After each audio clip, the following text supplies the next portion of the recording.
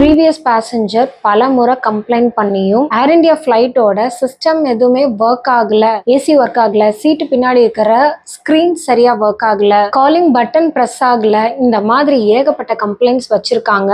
அப்போ கூட அலர்ட் ஆகாம கவனிக்காம அகமதாபாத்ல இருந்து லண்டனுக்கு போற இந்த போயிங் ஃப்ளைட்டை ஏன் கண்டுக்காம விட்டாங்க? அப்ப தெரிஞ்சேதான் இந்த பிளேன் கிராஷ் நடந்திருக்கா, இல்ல இது என்ஜினியர்ஸோட கவனக்குறைவா?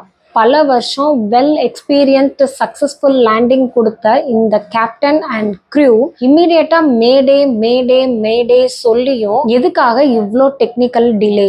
230 பேசஞ்சர்ஸ் ப்ளஸ் 13 க்ரூ இவங்க எல்லாருமே இறந்துட்டாங்கன்னு சொல்லும் போது ஒருத்தர் மட்டும் உயிரோட தப்பிச்சிட்டாரு அப்படின்னு நியூஸ் சொல்லுதே, அது ஒருத்தர் மட்டும் கிடையாது, இன்னொருத்தரும் கூட தான். அவங்க யாரு, இந்த ஆக்சிடென்ட்டுக்கு பின்னாடி என்ன மாதிரியான சைக்கலாஜிக்கல் இன்சைட்ஸ் இருக்கு அப்படிங்கிறதையும் ட்ரெண்டிங்கான விஷயங்களை சைக்கலாஜிக்கல் அனாலிசிஸோட தெரிஞ்சுக்கிறதுக்கு நம்ம சேனல்ல சப்ஸ்கிரைப் பண்ணிக்கோங்க.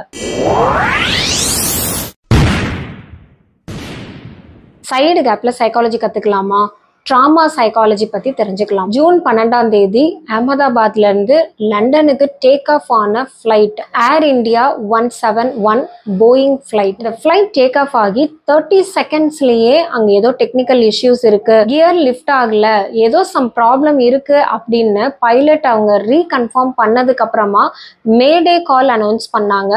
மேடே மேடே மேடேன்னு 3 தடவை சொன்னாங்க. அப்படின்னா ஃபிளைட்ல ஏதோ டெக்னிக்கல் இஷ்யூஸ் இருக்கு, ப்ராப்ளம் இருக்கு, இமீடியட் அட்டென்ஷன் அண்ட் ஹெல்ப் அங்க தேவைப்படுது அப்படின்னு அர்த்தம். அவங்க கொடுத்த அந்த சிக்னல் அகமதாபாத் ஏர்போர்ட்டுக்கு அங்க ரீச் ஆகுறதுக்குள்ளேயே 30 செகண்ட்ஸ்லயே வந்து பிஎஸ் மெடிக்கல் காலேஜ் ஹாஸ்டல்ல போய் மோதி அது கிராஷ் ஆகி இதுல பயணிச்ச பேசஞ்சர்ஸ் மட்டும் இல்லாம அந்த மெடிக்கல் காலேஜ்ல இருக்கிறவங்க, அந்த நர்ஸ், மெடிக்கல் காலேஜ் ஸ்டூடெண்ட்ஸ், அங்க இருக்கிற டாக்டர்ஸ், இவங்க எல்லாமே கூட இறந்திருக்காங்கன்ற ரிப்போர்ட். ஸோ டோட்டலி ஒரு 300 பேருக்கு மேல இந்த விபத்துல உயிர் பலி ஆயிருக்காங்க. பேசஞ்சர்ஸ், பைலட்ஸ், அந்த க்ரூ எல்லாருமே அதுல உடல் கருகிய நிலையில அடையாளமே கண்டுபிடிக்க முடியாத அளவுக்கு இறந்து போயிருக்காங்க. இது ஒரு எவ்வளோ பெரிய கோர விபத்து. இந்த விபத்துல பலியானவங்களோட குடும்பத்தினருக்கு ஆழ்ந்த இரங்கலையும் வருத்தத்தையும் தெரிவிச்சுக்கிறேன். எத்தனை பேர் எவ்வளோ கனவுகளோட இந்த விமானத்துல பறந்திருப்பாங்க? பல சோர்சஸ் அனலைஸ் பண்ணதுல இருந்து இந்தியர்கள் மட்டும் இல்லாம வெளிநாட்டவர்களும் அதுல பயணிச்சிருக்காங்க. இந்தியா வந்து சுத்தி பார்த்துட்டு திரும்பி தன் தாய்நாடுக்கு போறதுக்கு ரெடியான குடும்பங்கள் அண்ட் 230 பயணிகள் அப்படிகளோட குடும்பங்கள் எந்த அளவுக்கு பாதிச்சிருக்கும். இந்த செய்தியை கேட்கும் போது முன்ன பின்ன தெரியாதவங்களுக்கே மனசு அவ்வளவு வலிக்குது. அந்த அளவுக்கு ஒரு பதட்டமும் இருக்கு. இன்னும் ஒரு சில பேருக்கு ஃப்ளைட்ல ஏறுறதுக்கே ஒரு ஃபோபியாவா தான் இருக்கும். நார்மலாவே ஒரு ஃப்ளைட்ல போகிறதுக்கு நம்மளுக்கு ஒரு பயமா இருக்கும். எவ்வளோ ஹைட்ல பறக்குது, எவ்வளோ ஸ்பீட்ல பறக்குது, டேக் ஆஃப் ஆகும் போதும் லேண்ட் ஆகும் போதும் ஸ்பீடு, ரன்வேல போகிறப்போ இதெல்லாம் வந்து ஒரு சில பேருக்கு இன்னும் ஒரு பயமா தான் இருக்கும். பலமுறை ஃப்ளைட்ல டிராவல் பண்ணும்போது நானுமே பார்த்துருக்கேன். ஒரு சில பேர் அவங்க வந்து ரொம்பவே ஒரு ஸ்பிரிச்சுவல் ஃபெய்த் அதிகமா இருக்கும். அந்த டேக் ஆஃப் ஆகும் போதும் லேண்ட் ஆகும் போதும் அவங்க அவ்வளோ சாமியை கும்பிட்டுட்டு பயந்துட்டு அந்த மாதிரி எல்லாம் பார்த்துருக்கேன் நான் நேராவே. இப்போ இந்த சம்பவத்துக்கு அப்புறமா பயணம் பண்ணணும்னு நினைக்கிறவங்க கண்டிப்பா அவங்களுக்கு அந்த ஒரு ட்ராமா ஏற்பட்டிருக்கும். எவ்வளோ செக் பண்ணி பலமுறை டெஸ்டிங் பண்ணி பல ஆராய்ச்சிகளை நடத்தி எல்லாமே வெடிச்சது, சதர்னது, டெக்னிக்கல் ஃபால்ட்டு, எந்தெந்த ப்ராப்ளம்லாம் வரும் வரக்கூடாது எல்லாம் அனலைஸ் பண்ணி ஒரு டெக்னாலஜி வேர்ல்டுக்குள்ள இருக்கிற இந்த சமயத்துல இப்படி ஒரு டெக்னிக்கல் ஃபால்ட்னால கிராஷ் ஆயிருக்கு அப்படிங்கிறத யாராலுமே ஏத்துக்க முடியாத அளவுக்கான விபத்து தான் இது. ஃப்ளைட்ல பயணம் பண்ணவங்களோட கதைகளை கேட்கும்போது நம்மளுக்கே வந்து என்னடா வாழ்க்கை நம்ம வாழ்ந்துட்டு இருக்கோம், இந்த வாழ்க்கையில எவ்வளோ போட்டி, பொறாமை, குடும்பத்துக்குள்ள சண்டை, உறவினர்களுக்குள்ள வந்துட்டு அண்ணன் தம்பி, அக்கா தங்கச்சி, இல்ல அண்ணன் தங்கச்சி, சித்தப்பா சித்தி, பெரியப்பா, இப்படி எல்லாம் ஒரு பெரிய குடும்பங்களா இருந்தாலும் ஒரு சின்ன விஷயத்துக்காக சில ஈகோ கிளாஷஸா இருக்கலாம், இல்ல ரிலேட்டிவ்ஸ்குள்ள இந்த ப்ராப்பர்ட்டி, சொத்து தகராறு, பண தகராறு, இந்த மாதிரி எல்லாம் நம்ம ஒரு பெரிய விஷயமா நினைச்சிட்டு இன்னும் அவங்க கூட முகம் சுழிச்சுக்கிட்டு சண்டை போட்டுட்டு புரியாம தான் வாழ்ந்துட்டு இருக்கோம். ஆனா வாழ்க்கைன்றது பாத்தீங்களா, ஒரு பிளேன் வந்து கிராஷ் ஆகின்ற ஒரு நொடிக்குள்ள எத்தனை உயிர்கள் வந்து போயிருச்சு, எவ்வளவு கனவுகளை சுமந்துட்டு அந்த விமானத்துல அவங்க பறந்து பயணிச்சிருப்பாங்க. ஆனா அவங்களோட பயணம் லேண்ட் ஆகாம இப்படி பறந்துட்டு இருக்கும் போதே மறைஞ்சிருச்சுன்னும் போது அந்த ஃபேமிலியில வாழ்ற அவங்களோட உறவினர்களுக்கு எந்த அளவுக்கு லைஃப் லாங் ஒரு பெயினை கொடுத்துட்டு போயிருப்பாங்க.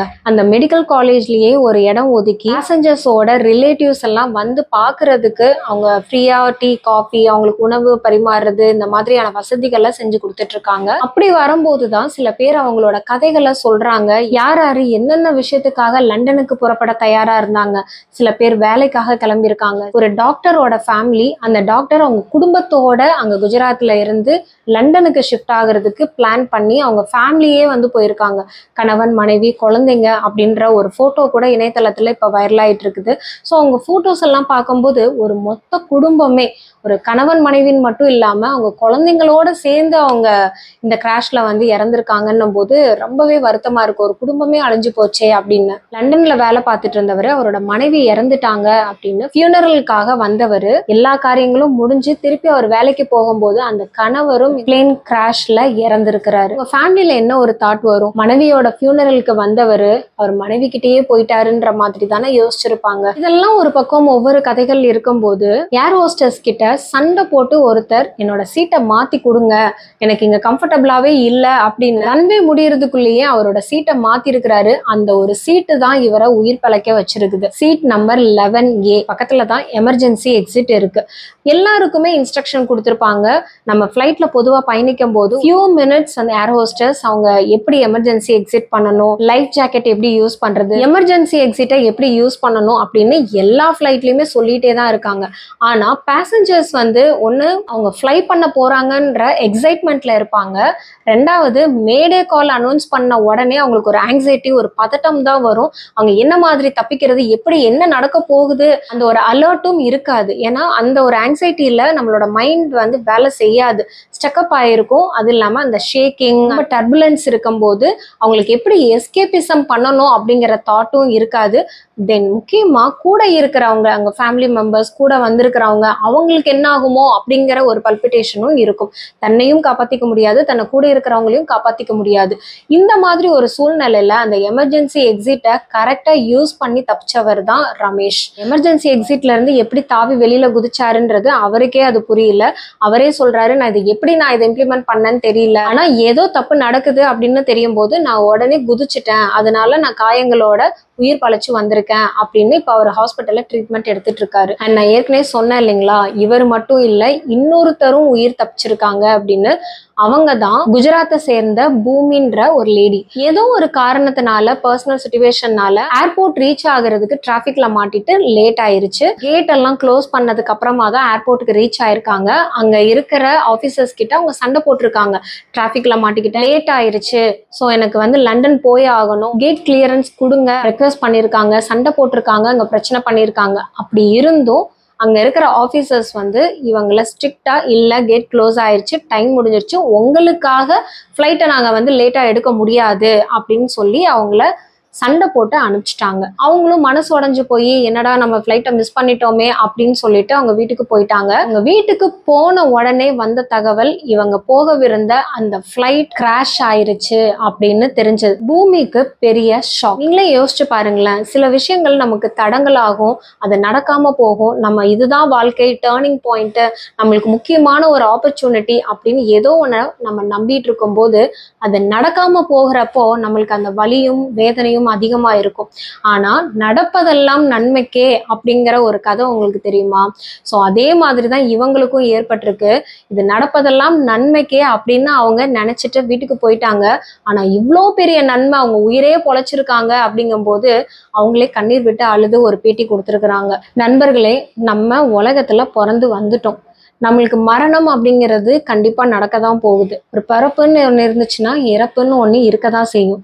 ஆனா நம்ம வாழ்ற இந்த இடப்பட்ட வாழ்க்கையில நம்ம எப்படி இறக்க போறோம்? ஏதோ ஒரு டிசீஸ் வந்து ரொம்ப கஷ்டப்பட்டு ஹாஸ்பிட்டல்ல இருந்து அந்த மாதிரி நம்ம உயிரிழக்க போறோமா, இல்ல இந்த மாதிரி விபத்துல மாட்டி இந்த மாதிரி கிராஷ் ஆகி நம்ம உடலே வந்துட்டு அடையாளமே தெரியாத மாதிரி சிதறி கடந்து இப்படி உயிரிழக்க போறோமா, இல்ல நம்மளுக்கு வந்து தூங்கிட்டு இருக்கும் போதே சைலண்டா நம்ம வந்து உயிரை விட போறோமா?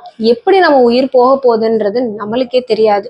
ஆனா இந்த இடப்பட்ட வாழ்க்கை இருக்கு இல்லைங்களா, பிறந்ததுல இருந்து நீங்க இறக்குற வரைக்கும் இருக்கிற அந்த இடப்பட்ட வாழ்க்கைய எதுக்காக நம்ம போட்டி பொறாம ஈகோயிஸ்டிக்கா அவன் வாழக்கூடாது, அவன் இந்த மாதிரி முன்னேறக்கூடாது, ரொம்ப கிரீடியா பேராசையா எல்லா கெட்ட எண்ணங்களோட வச்சுட்டு வாழ்றது இந்த வாழ்க்கைக்கு அர்த்தமே இல்லதானே. ஸோ இந்த வீடியோ பார்த்துட்டு இருக்கிற நீங்க செல்ஃப் ரியலைசேஷன் பண்ணுங்க. கணவன் மனைவிக்குள்ள இருக்கிற பிரச்சனையா இருக்கலாம், மனைவி கிட்ட மன்னிப்பு கேட்கறதுனால ஒரு கணவன் குறைஞ்சு போகிறது இல்லை. அதுக்கு பதிலா உங்களோட குடும்பமும் உங்களோட வாழ்க்கையுமே இன்னும் அழகாவும் சிறப்பாகவும் தான் இருக்க போகுது. அதே மாதிரி தான் ஒரு மனைவி கணவன் கிட்ட விட்டு கொடுத்து போறதுனால ஒன்றும் குறைஞ்சு போறது இல்லை. அன்பான ஒரு அழகான ஒரு வாழ்க்கை உருவாக போகுதுன்ற ஒரு நம்பிக்கையில உங்க லைஃபை நீங்க ரீஸ்டார்ட் பண்ணுங்க. பேரண்ட்ஸ்க்கும் அடலசன்ஸ்க்கும் இருக்கிற பிரச்சனைகள், இந்த மாதிரி பல விஷயங்களை பட்டியலிட்டுட்டே போகலாம். ஸோ உங்களோட பிரச்சனைகள் என்ன அப்படிங்கிறத மனம் திறந்து சம்மந்தப்பட்டவங்க கிட்ட பேசுங்க.